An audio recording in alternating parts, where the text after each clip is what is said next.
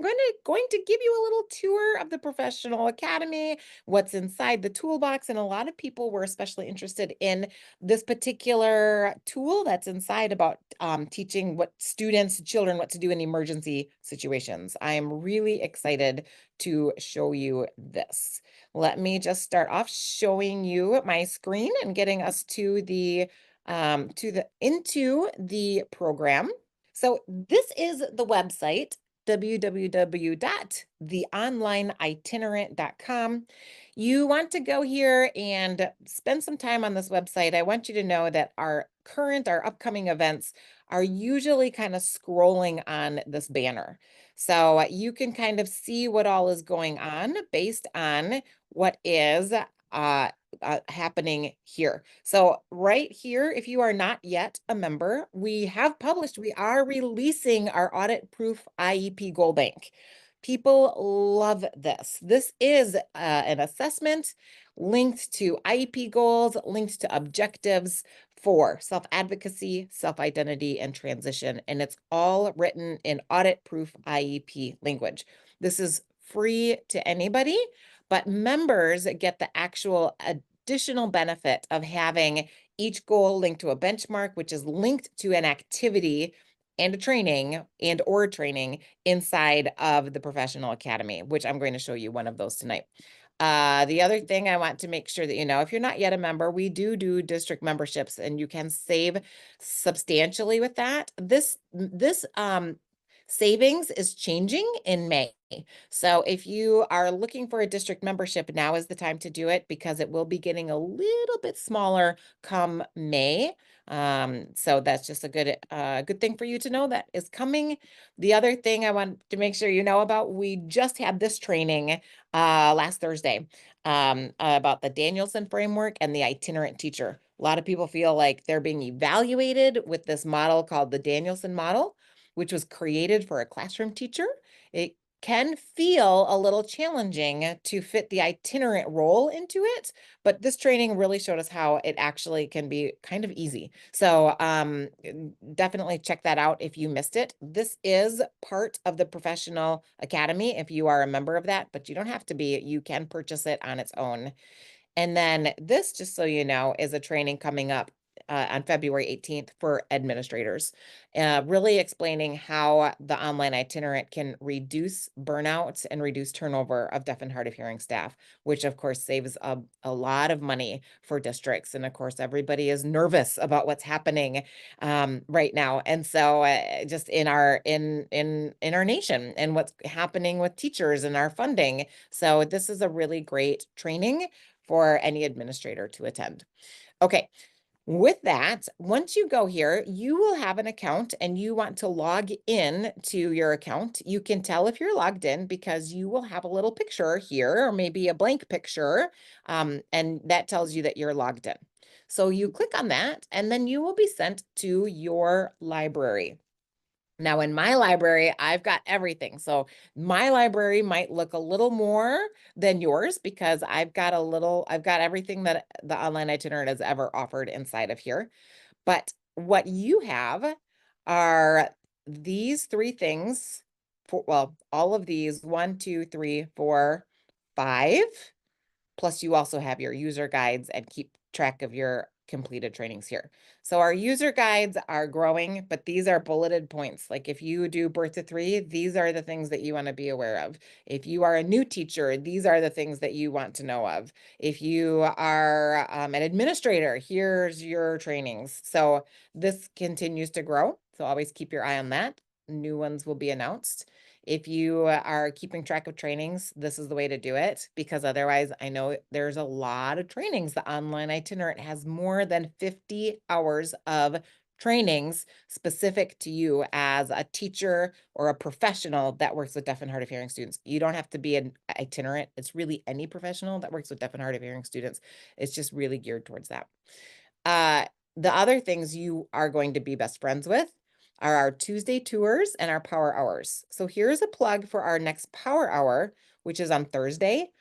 I'm not talking for these power hours. This is opportunity for you to get together with the community, share resources, ask the questions, and I'm going to actually put the link in here for you members to come and register for Thursday because it is really a fun time and you definitely want to take advantage of it.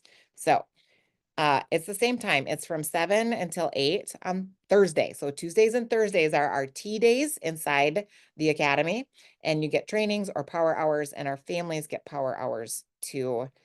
I'm going a little bit quickly here. I want to make sure that you know that as if you are a professional in the professional academy, the parents on your caseload get free memberships to the Friend Academy.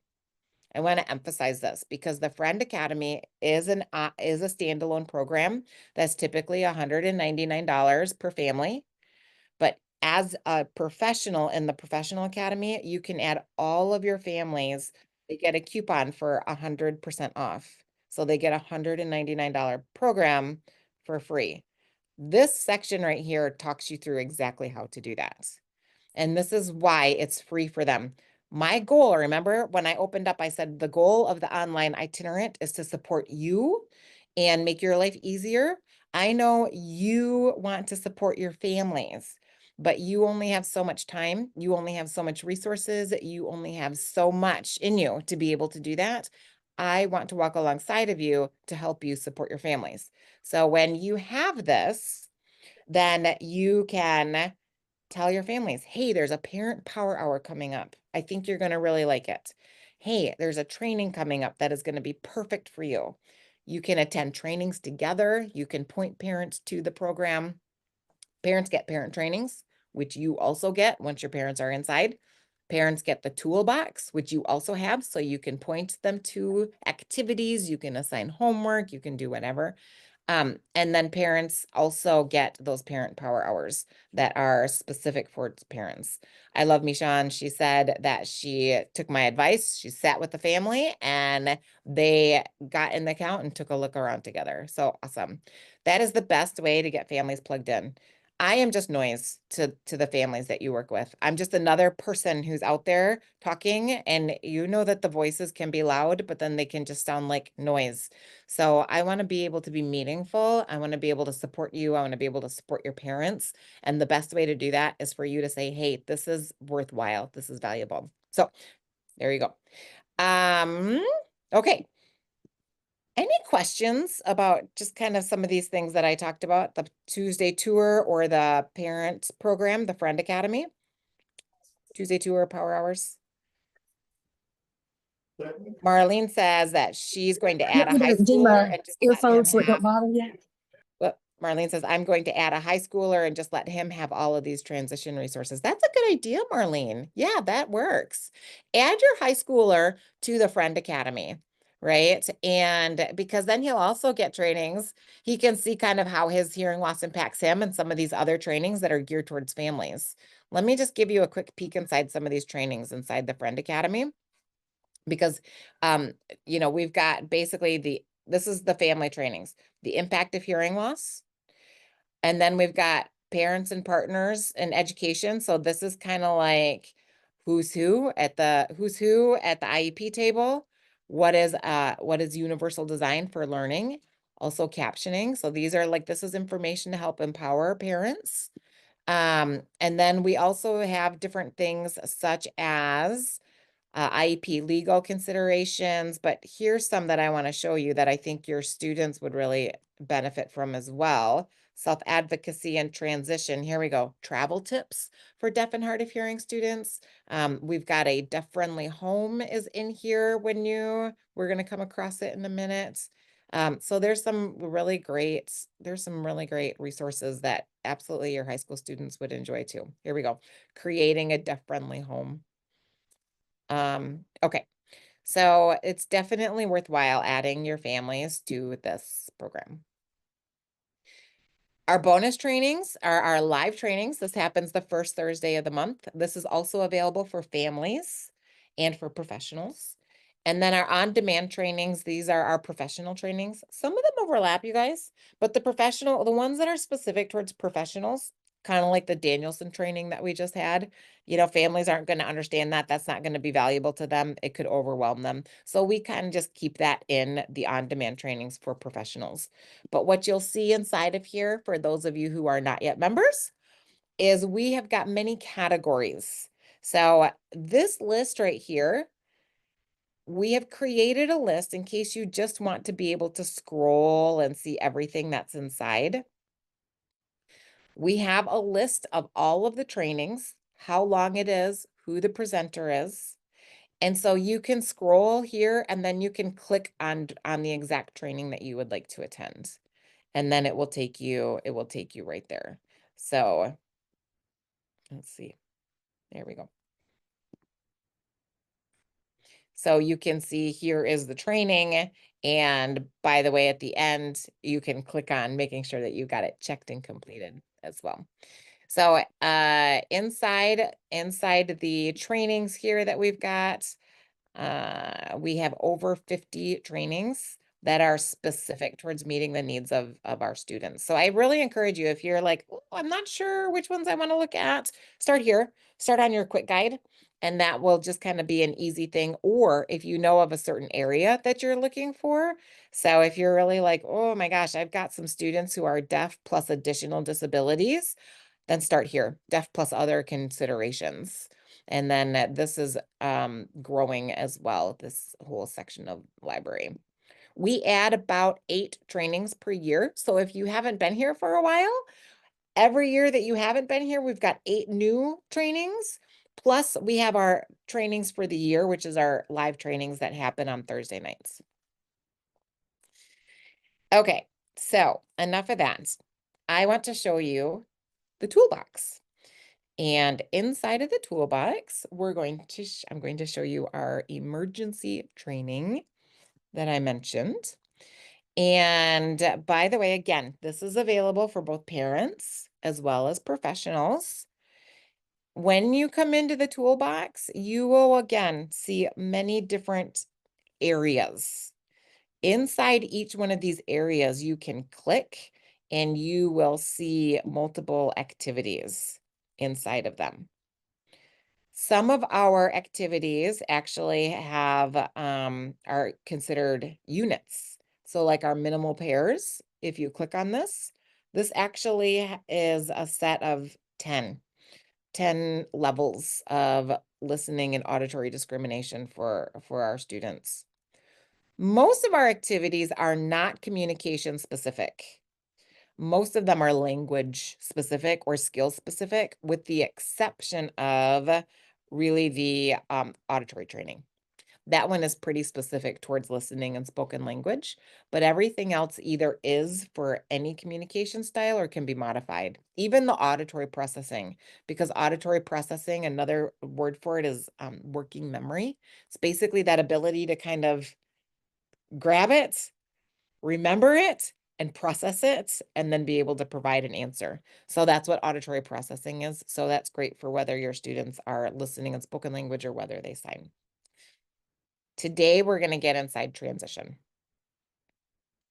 Inside the transition section, there are so many activities. And a lot of this, again, when we look at your IEP goal bank, a lot of the goals are geared specifically towards, or a lot of these activities are geared specifically towards these goals.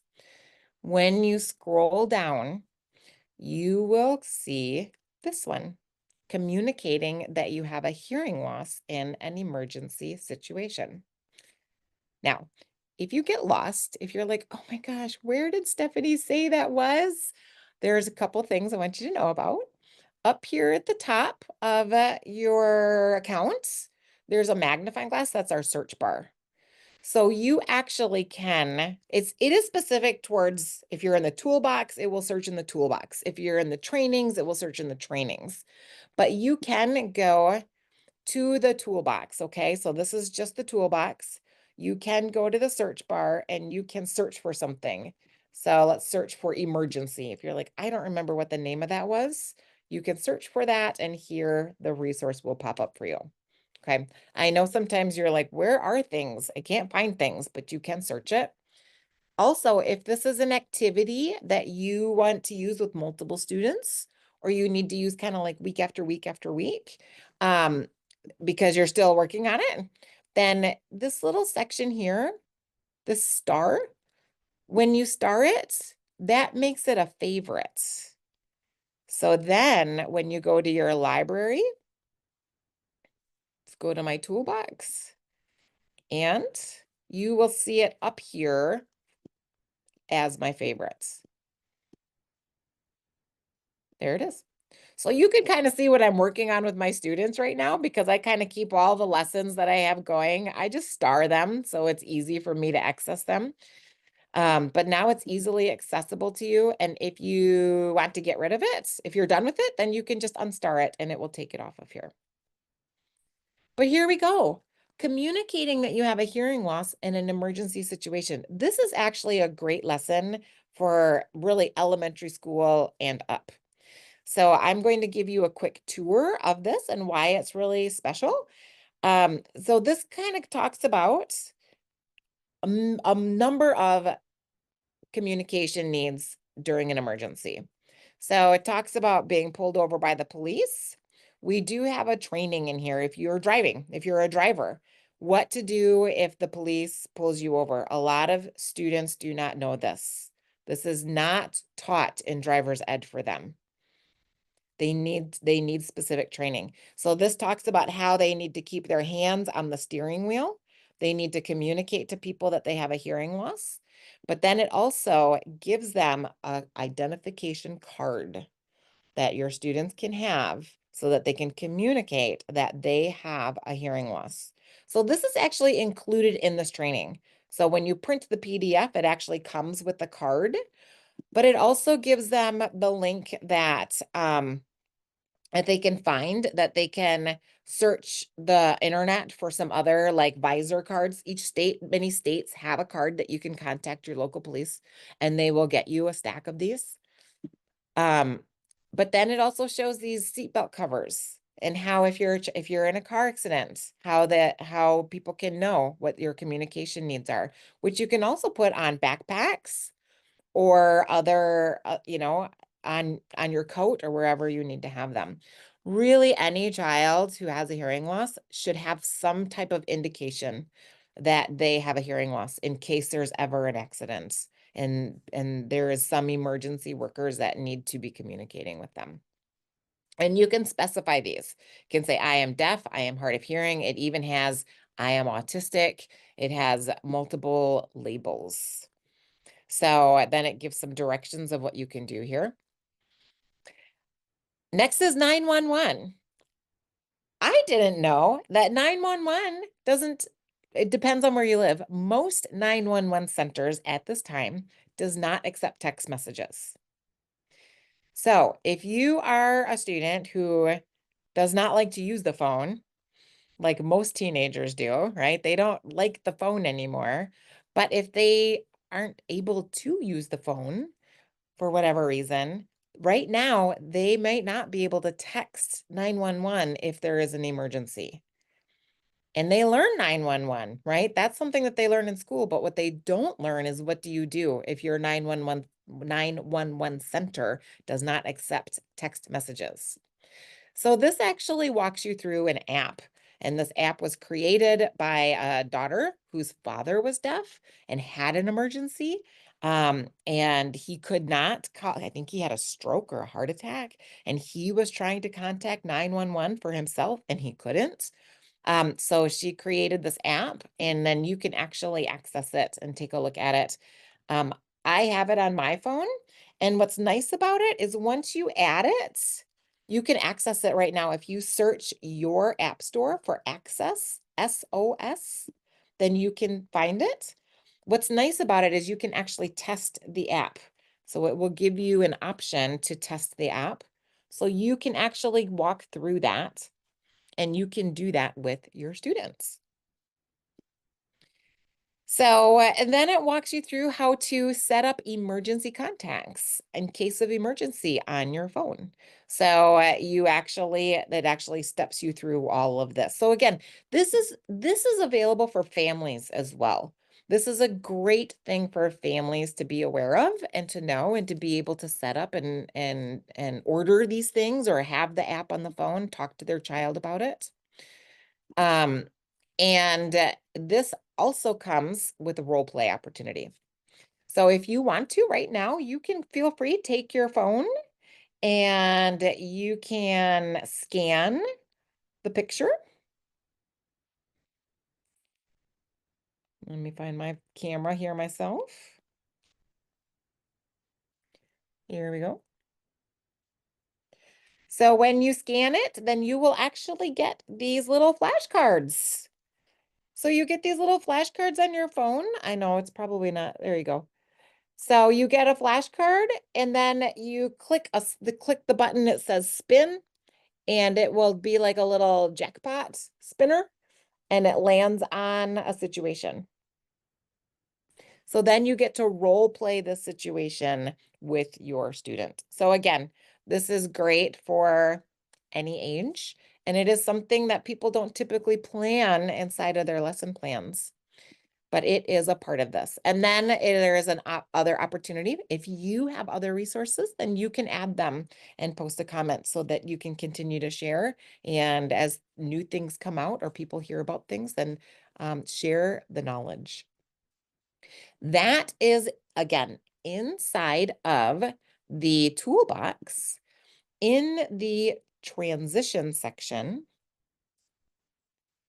And it is also part of, you will know, let me go back to our library. So once you're in your library, by the way, I know that there's a lot in here, so I try to create shortcuts. The toolbox is something that you probably spend a lot of time in. So you can go straight to the toolbox from that top area. This activity is part of the Audit Proof Goal Bank. So for those of you who have not yet seen this, I did see some comments that people love this. It's really powerful, and I know it works because I use it myself for my own IEPs. Here is our assessment. You get to make a copy of the assessment. And what it is these are skills. These are like check boxes. And then you get a score.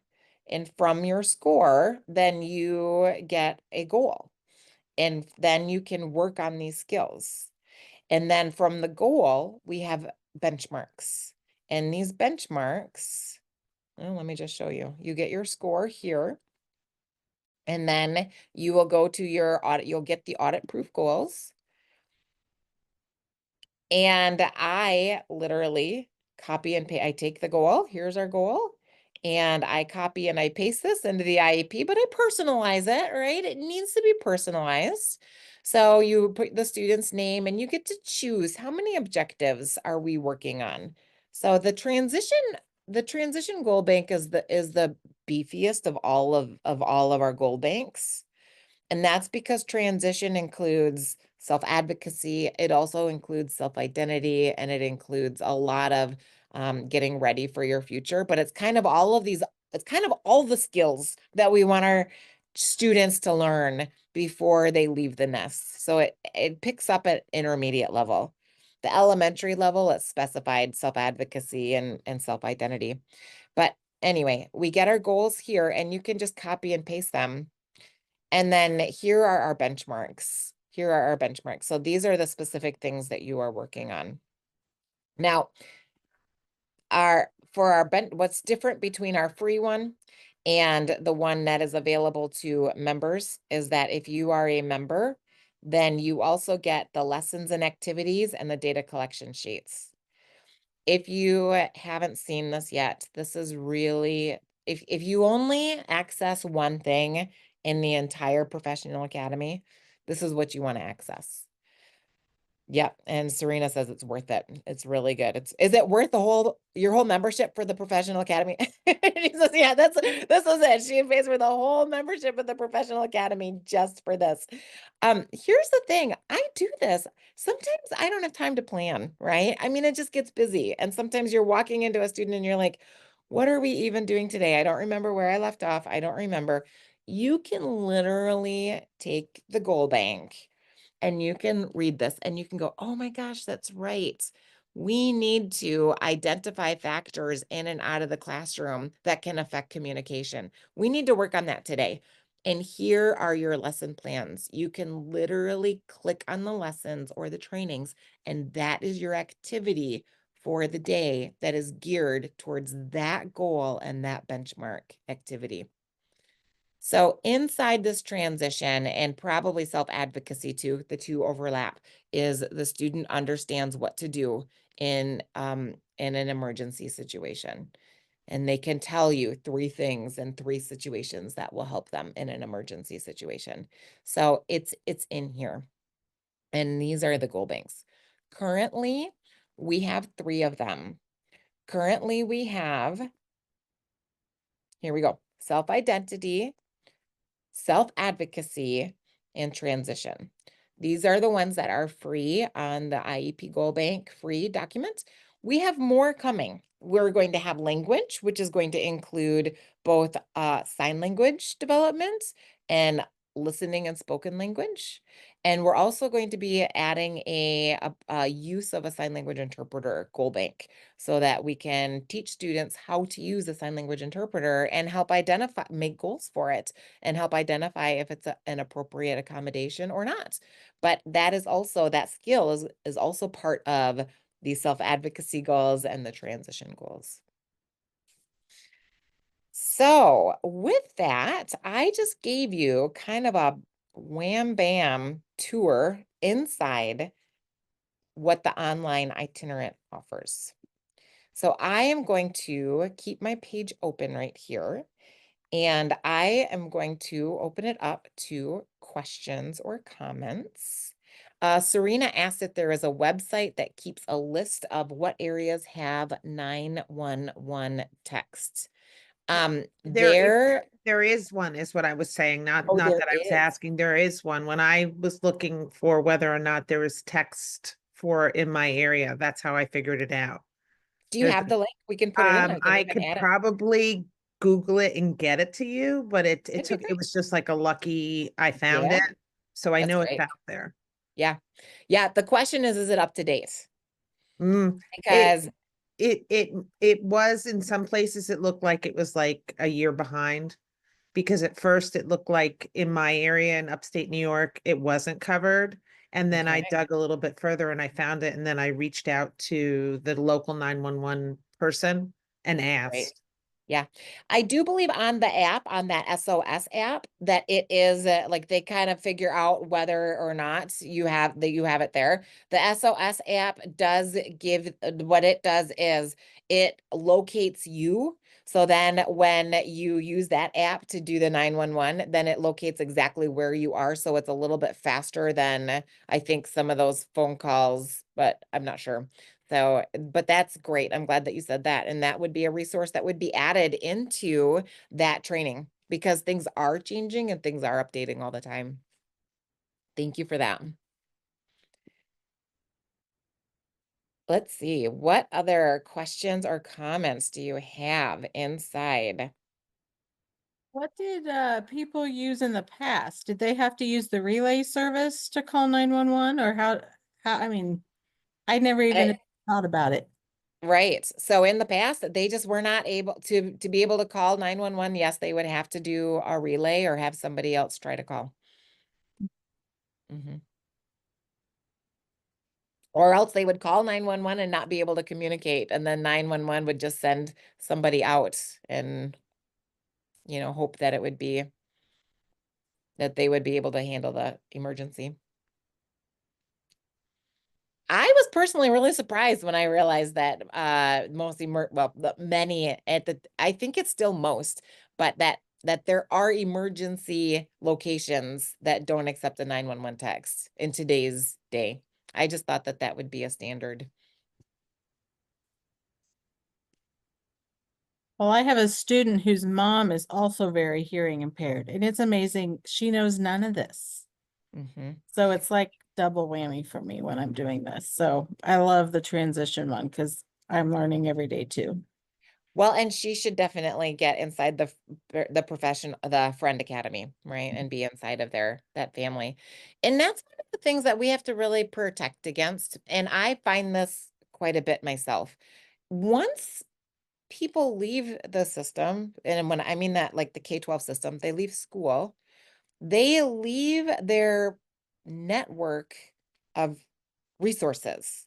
The people that teach them these things, they no longer have access to unless they seek it out.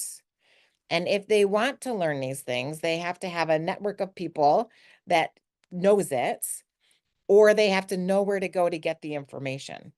And it is very true that many deaf adults don't know these things.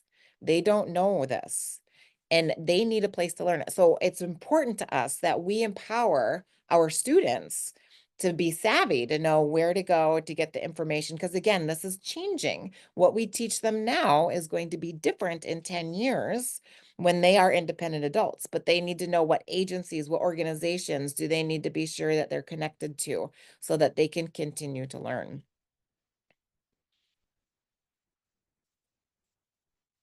I personally found that I often teach my deaf adult friends about captioning, about the new services on the phone, the apps that are available, or even like the transcription, all the the modifications and accommodations that are on their phone. They don't know it. I'm teaching them. Again, the same thing. They don't know their Apple accessibility features or anything like that, which by the way is another great training inside of here, inside of the toolbox, to be able to have your students take out their phones and to learn the different accessibility features inside of their own phones. Let me just show you this training here. So accessibility features on the cell phone. So I don't know if you know, but the cell phone can actually tell you if the dog is barking to let you know that somebody's at the door. The cell phone can actually tell you if the baby is crying, and it will give you alerts. You have to set it up on your phone to be able to do that. And students need to learn A, how to set it up, and B, how to manage it, that it's not annoying. Because if you have it set on super sensitive that the dog is barking, then every dog in the neighborhood that barks, the phone is going to alert you. There's a dog barking, there's a dog barking, and you don't want that. But it will also tell you if the water is running, if your toilet is running, or you've got water overflowing or anything like that. It's got accessibility features to show you these things. So it's really valuable for students to learn these things and know these things, and then also to be able to teach their parents or adults. So, okay. Oh, I love it, Serena. Thank you for putting this website on here. This is great. Okay, she says there is a link with a document that is updated monthly with the file with the areas covered by text 911. Love it. Thank you. So I always like to open it up at this point for those of you who are, I'll open, if you are members right now, or if you're not, anybody, if you are wishing that there was a resource that did something, right? Feel free to bring that up into the chat because it might be here. There may be a resource that is available that's already in the toolbox that you don't know about that I would love to point you to. So is there any lessons or resources or tools that you are seeking? What is there on a Baja? I have one having surgery on Monday. A high schooler. So, oh, it's a high schooler on the Baja. So that would be just sort of that's a great question. What do we have in here for the Baja? We've got a lot of just being able to explain the parts of the hearing aid and be able to do that, but I don't know if we have any Baja specific. Do they know where their hearing loss is inside of their ear and why they use a Baja? Yeah, he has the microtia, so he doesn't even have an ear on that side. So he understands that. Yeah. Yeah. Yeah, that's a great question. In terms of Baja specific, like what I would do would be the edible ear and being able to understand why it's a Baja and how to read the audiogram, where that conductive hearing loss is. And basically, if he's having surgery, kind of like what to expect, how that might change. But I don't have anything that's specific towards this is the parts of a Baja. Is he getting a new surgery where he's going to have it implanted? Have like the Yeah. magnet on? Cool. And then I don't know if it's on this surgery, but another, they're going to do the prosthetic ear too. Oh, interesting. Okay. So Okay, and Cassandra says it was helpful to find a video online of the surgery for my student who just had that done. Very good. Parents I also looked, there found it was some that was helpful. pretty gruesome. So I need to look Yeah. a little more. Well, and what I love is that we've got Cassandra here who has just been through that journey. So, she might have a student that you could connect with, or the two of you could talk through it. And that's one of the beautiful things about the Academy as well. And of course, we've got our Power Hour coming up on Thursday, just pushing it. So that a great opportunity to chat with others as well.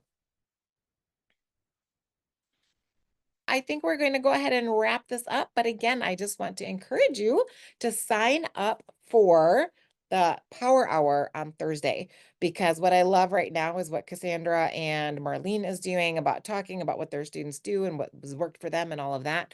And all of this resource sharing with Serena sharing the link for the 911. This is what we do in our Power Hours. We get together, we talk, we grow, and it's super fantastic just to be able to get to do that with each other. So sign up for the Power Hour on Thursday, and I'm going to go ahead and stop the recording. And if you are not a member of the Professional Academy, I want you to stick around. And everybody else, thank you so much for joining.